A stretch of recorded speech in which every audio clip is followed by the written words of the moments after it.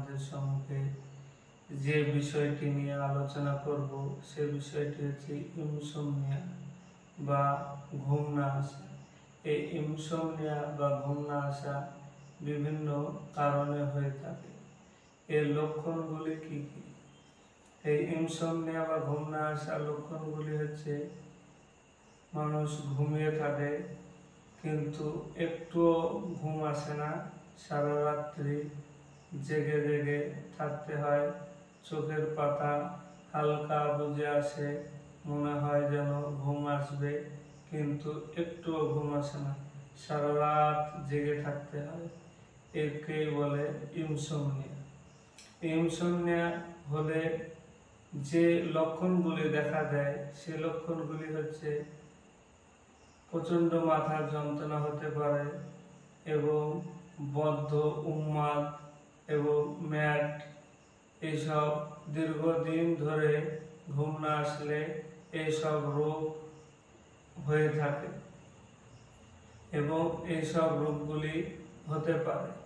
ইনসমনিয়ার যে কারণগুলি থেকে হয়ে থাকে সেই কারণগুলি হচ্ছে অতিরিক্ত টেনশন, ভয় পাওয়া, উদ্বেগ এবং আতঙ্কিত হয়ে থাকা। বিভিন্ন টাইমে বিভিন্ন মানুষ তাদেরকে আঘাত করে এবং ব্রেনে আঘাতের ফলে ইনসমনিয়া হতে পারে। এবং বিভিন্ন সময় কোনো মানুষকে দেখা গেল তার গোপন কোনো তথ্য জেনে গেছে বা বুঝে গেছে, এইসব ভেবে বিভিন্ন মানুষ আতঙ্কিত হয়ে থাকে, ভয় করে এবং উদ্বেগগ্রস্ত হয়ে পড়ে। তার জন্য এই ইনসমনিয়া হতে পারে। এই ইনসমনিয়া হলে যে আমাদেরকে কি কি করণীয় কাজগুলি করতে হবে। ইনসমনিয়া হলে আমাদেরকে সুস্থ ও সবল থাকতে হবে, অতিরিক্ত টেনশন করা চলবে না, টেনশন ফ্রি মাইন্ড থাকতে হবে এবং মানুষের সঙ্গে বেশি বেশি করে কথাবার্তা ভালোবাসার মধ্যে থাকতে হবে, যাতে কেউ তাকে কোনো রকম দুশ্চিন্তার মধ্যে না ফেলে, তাই সেই দিকে লক্ষ্য রাখতে হবে।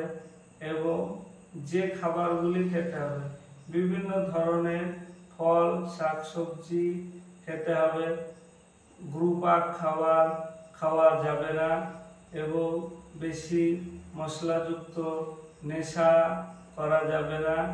অতিরিক্ত মদ্যপান এই ইনসমনিয়ার কারণ হতে পারে।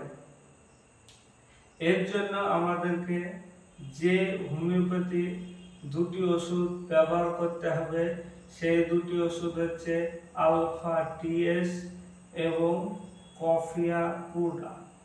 এই আলফা টিএস এবং এই কফিয়া ক্রুডা, এই দুটি ওষুধ যদি ব্যবহার করা যায় তাহলে ইনসমনিয়া থেকে সম্পূর্ণভাবে মুক্তি পাওয়া যাবে।